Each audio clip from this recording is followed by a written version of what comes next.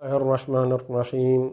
محرمات احرام میں سے 18واں وہ یہ کہ داڑھ نکلوانا احرام کی حالت میں حرام ہے۔ آیت اللہ سستانی فرماتے ہیں کہ بعض مجتہدین نے محرم پر داڑھ نکلوانا حرام قرار دیا ہے چاہے خون نہ بھی نکلے، اور اس کا ایک بھیڑ کفارہ واجب قرار دیا ہے، لیکن آیت اللہ سستانی فرماتے ہیں کہ اس حکم کی دلیل میں اشکال ہے، بلکہ بعید نہیں ہے کہ یہ کام جائز ہو۔ دوسری بات یہ کہ محرم کے لیے کسی دوسرے کی داڑھ نکالنا جائز ہے۔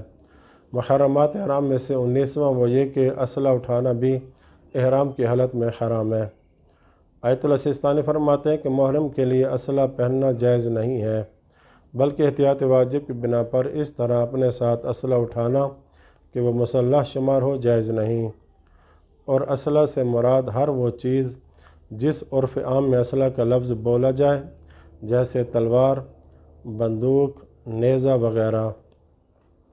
تاہم زیرہ یا خود یعنی ٹوپی کے نیچے کا خود جو زیرہ سے جڑا ہوتا ہے وغیرہ حفاظتی آلات ہیں اور اسلحہ شمار نہیں ہوتے۔ بغیر ضرورت کے مسلح ہونے کا کفارہ احتیاط لازم کی بنا پر ایک بھیڑ ہے۔ محرمات احرام میں سے 20واں وہ یہ کہ حالت احرام میں فسوق حرام ہے۔ آیت اللہ سستانی فرماتے ہیں کہ فسوق یعنی جھوٹ بولنا، گالی دینا اور ایسی فخر مباحات شامل ہے جو حرام ہو۔ اگرچہ فسوق ہر حال میں حرام ہے، مگر حالت احرام میں اس کی حرمت تاکیدی ہے۔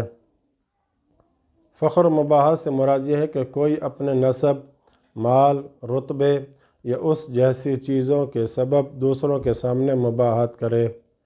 فخر مباحات اگر مومن کی توہین اور اس کی عزت کم کرنے پر مشتمل ہو تو حرام ہے، وگرنہ فخر مباحات میں کوئی حرج نہیں ہے، اور نہ ہی محرم پر حرام ہے نہ ہی غیر محرم پر۔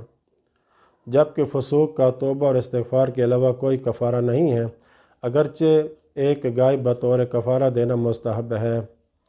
محرمات احرام میں سے 21واں وہ یہ کہ جدال یعنی بحث اور مجادلہ کرنا بھی حرام ہے۔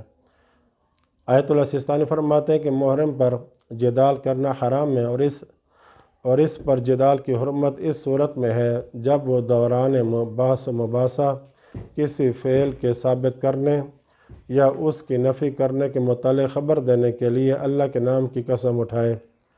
پس ظاہر کی بنا پر قسم میں صرف ان دو لفظوں بلا واللہ یا لا واللہ میں سے کسی ایک کے ساتھ قسم اٹھانا شرط نہیں ہے، بلکہ اللہ کی ہر طرح کی قسم کافی ہے، چاہے اس میں مخصوص اللہ کے ذریعے قسم کھائے یا اس کے علاوہ کسی اور اسم سے، اور چاہے قسم کے شروع میں لا یا بلا ہو یا نہ ہو۔ اسی طرح خواہ قسم عربی زبان میں ہو یا کسی اور زبان میں، بہر صورت جدال کا مصداق ہے، جبکہ اللہ کے نام کے علاوہ کسی اور مقدس نام یا چیز جیسے اہل بیت علیہ السلام یا قرآن کی قسم کوئی شرعی حیثیت نہیں ہے، چہ جائے کہ کوئی شخص یوں کہے کہ میری جان کی قسم ایسا ہے یا ایسا نہیں ہے۔ اسی طرح خبر دینے کے علاوہ قسم کا کوئی اثر نہیں ہے، مثلا کسی سے التماس کرنے کے لیے قسم کھانا اور کہنا کہ تمہیں اللہ کی قسم ہے مجھے فلاں چیز دے دو۔ اسی طرح خود اپنے ارادے کی تاکید کے لیے قسم کھانا کہ میں مستقبل میں یہ کام کروں گا یا مستقبل میں فلاں کام نہیں کروں گا، اور یوں کہنا کہ اللہ کی قسم میں فلاں چیز تمہیں دوں گا، یہ بھی کوئی اثر نہیں رکھتا۔ یہاں پر ایک سوال پیدا ہوتا ہے کہ کیا سچی قسم اٹھانے کی صورت میں جدال متحقق ہونے میں قسم کا 3 مرتبہ پے در پے تکرار کرنا ضروری ہے یا نہیں، اور اگر 3 بار پے در پے قسم نہ اٹھائی جائے تو یہ متحقق نہیں ہوتی۔ تو اس کے متعلق کچھ فقہا نے یہ قول اختیار کیا ہے کہ سچی قسم جدال کے متحقق ہونے میں 3 بار پے در پے قسم اٹھانا ضروری ہے، ورنہ جدال متحقق نہیں ہوگا۔